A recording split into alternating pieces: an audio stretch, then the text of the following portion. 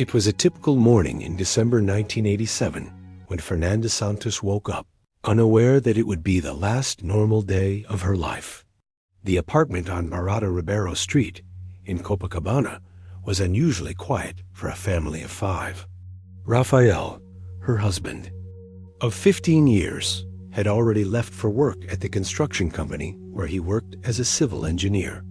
Their 3 children, Gabriela, 12 years old, Bruno, 10, and little Sofia, only 6, were still sleeping in their rooms after the Christmas festivities that had lasted into the early hours of the previous morning. Copacabana was enjoying its glory days in the 80s. The streets were buzzing with tourists and locals, taking advantage of the karaoke summer. The Santos family lived on the 5th floor of a building constructed in the 1950s with a partial view of the sea. Rafael had managed to buy the property after years of saving, fulfilling his dream of living in the south zone of Rio de Janeiro. Fernanda prepared breakfast, as she always did, laying out bread, fruits, and milk on the kitchen table. She turned on the radio to listen to the morning news while waiting for the children to wake up. The kids were on school vacation and usually slept later during the summer. Everything was following the usual routine of a middle-class karaoke family. Around 9 a.m., Fernanda received a call from her sister Juliana, who lived in Niterói. They talked about their plans for New Year's Eve and the possibility of meeting at Icaraí Beach the following weekend. During the conversation, Fernanda mentioned that Rafael had received an interesting job offer in São Paulo, but they were still thinking about whether it was worth leaving Rio de Janeiro. The children woke up around 10 a.m., had breakfast, and prepared for another day of vacation. Gabriela, the oldest, helped her mother with household chores and took care of her younger siblings. Bruno was an energetic boy who loved playing soccer in the building's yard with the neighborhood kids. Sophia, the youngest, spent most of her time playing with her dolls and drawing. In the afternoon, neighbors in the building reported seeing the family as usual. Donna Eline, a resident on the 3rd floor, saw Fernanda in the elevator around 2 p.m., and they exchanged a few words about the intense heat of the day. The doorman, Carlos, confirmed that he had seen the children playing in the building's playground during the afternoon. Always under their mother's supervision, Rafael returned from work at 6 p.m., as he normally did. He greeted the doorman, took the elevator, and went up to the apartment. Neighbors heard normal voices coming from the apartment early in the evening, nothing unusual or out of place. The last time anyone saw or heard from the Santos family was around 9 p.m. that night. Donna Patricia, a neighbor in the apartment next door, later reported hearing the sound of the television and children's voices until approximately that time. After that, the apartment became completely silent. It wasn't until 3 days later that the family's absence began to raise suspicion. The doorman, Carlos, found it odd that he hadn't seen any member of the Santos family in a few days. Rafael hadn't shown up for work at the construction company, which was completely out of character for a man known for his punctuality and professionalism. Donna Elaine, the neighbor who had spoken to Fernanda in the elevator, decided to knock on the apartment door to check if everything was okay. She received no answer. She tried calling the family's landline, but no one picked up. Concerned, she approached the building's superintendent, Mr. Miguel Almeida, to report the situation. The superintendent decided to enter the apartment using the spare key he kept for emergencies. What he found left him completely baffled. Everything was in perfect order, as if the family had simply gone out for a walk and would return any moment. The beds were made, and there were no signs of struggle or violence. No valuables were missing. In the kitchen, the dishes were washed and stored. In the cupboard, the clothes were neatly folded in the wardrobes. The children's toys were organized in their usual places. Even the plants on the balcony had been watered recently. The only detail that caught attention was that no personal documents of the Family, such as IDs, birth certificates, or passports, could be found. The police were immediately called. Detective Enrique Ribeiro, in charge of the investigation, was intrigued by the peculiar nature of the disappearance. In his 20 years of service with the civil police, he had never seen an entire family disappear without leaving signs of violence or struggle. The initial investigations focused on checking Rafael Santos' banking activity. They discovered that he had withdrawn a significant sum of money from his savings account the week before the disappearance, around 50,000 pesetos, which was a considerable amount for that time. This information raised the first suspicion that perhaps the family had planned to leave Rio de Janeiro. They interviewed Rafael's colleagues at the construction company. Engineer Leonardo Ferreira, who worked on the same project, reported that Rafael had mentioned being worried about something, but did not elaborate on what it could be. He said that in the days leading up to the disappearance, Rafael seemed nervous and distracted, very different from his usual behavior. Fernanda's sister Juliana was one of the first people to be questioned by the police. She recalled the phone conversation she had with her sister on the morning of the disappearance, talking about plans for New Year's Eve and the job offer Rafael had received in São Paulo. However, Juliana stated that Fernanda did not show any intention of leaving Rio de Janeiro abruptly. The investigators expanded their search to other cities, especially São Paulo, where Rafael had supposedly received a job offer.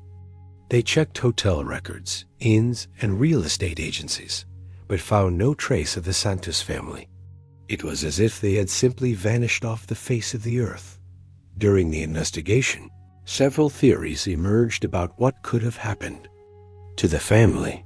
The first hypothesis was that Rafael had decided to start a new life elsewhere, possibly due to financial or personal problems that had not been revealed.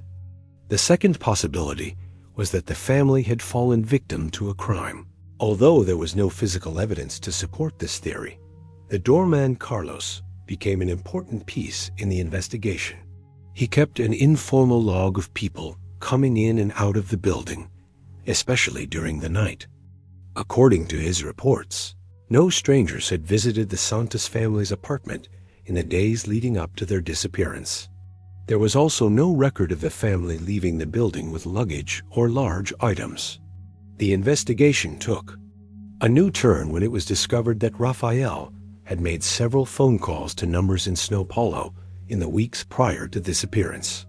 One of the calls was to a moving company, another to a real estate agency specializing in rental homes.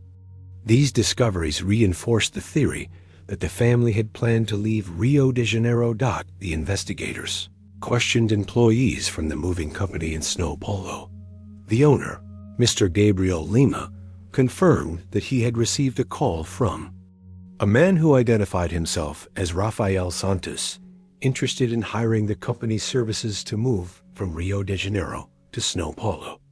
However, the man never finalized the contract or scheduled a specific date for the move. The real estate agency also confirmed contact with Rafael.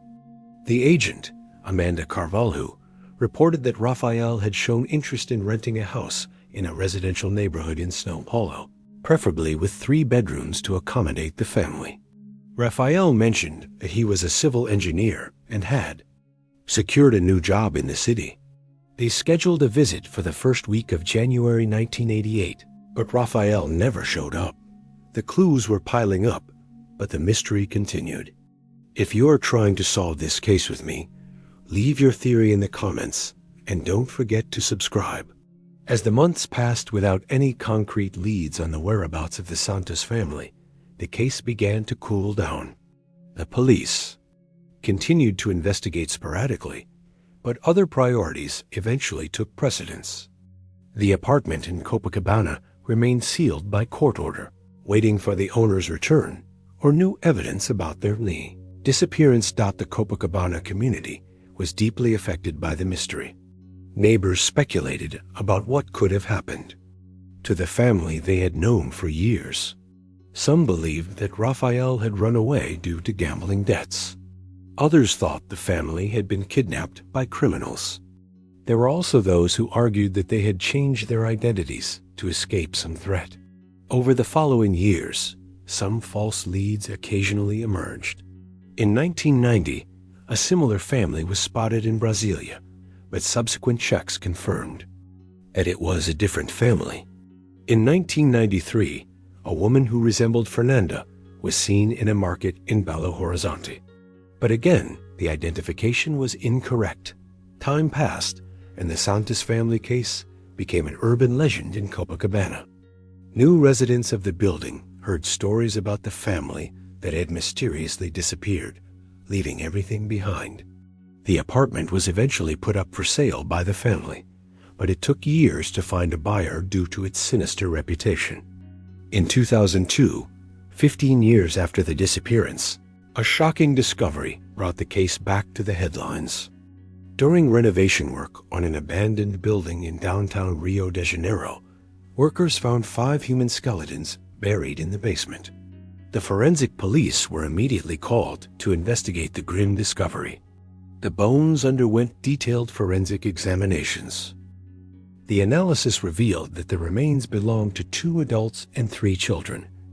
A man approximately 40 years old, a woman around 35, and 3 children ranging in age from 6 to 12 years old. The characteristics of the skeletons matched perfectly with the missing Santos family from 1987. DNA testing confirmed that the remains were those of Raphael, Fernanda, Gabriela, Bruno, and Sofia Santos. The discovery turned the case from a missing persons investigation into a multiple homicide investigation. Forensic experts were able to determine that the deaths had occurred approximately 15 years earlier, coinciding with the period of the family's disappearance. The investigation was reopened with renewed vigor.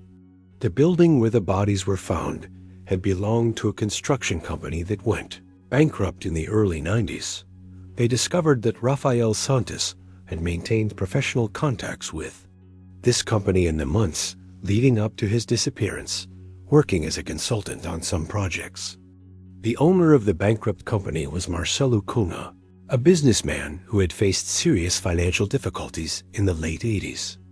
Investigations revealed that Rafael had uncovered irregularities in the company's projects, including the use of low-quality materials and overcharging for public works.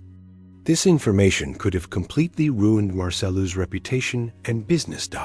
When questioned by the police, Marcelo initially denied any involvement in the disappearance of the Santos family. However, confronted with the evidence and the psychological pressure of the interrogation, he eventually confessed to the crime after several hours of questioning. According to his confession, Rafael had approached Marcelo in December 1987 to discuss the irregularities he had discovered in the company's projects.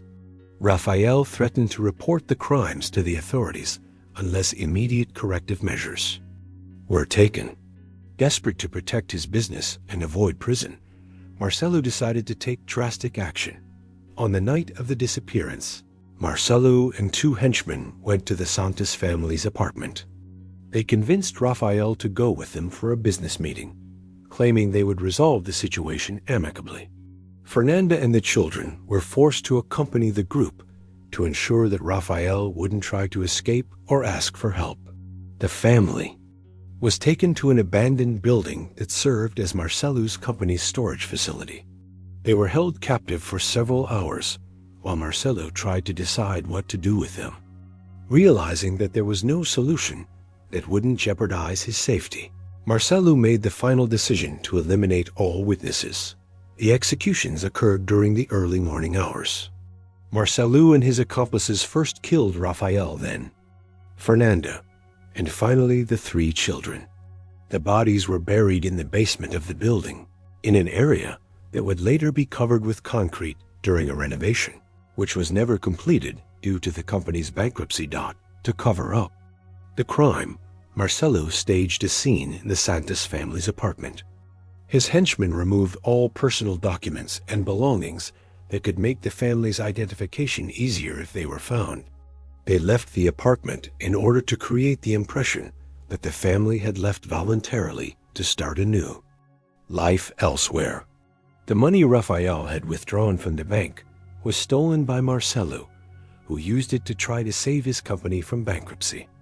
However, the financial problems were bigger than the amount obtained, and the company eventually closed a few years later.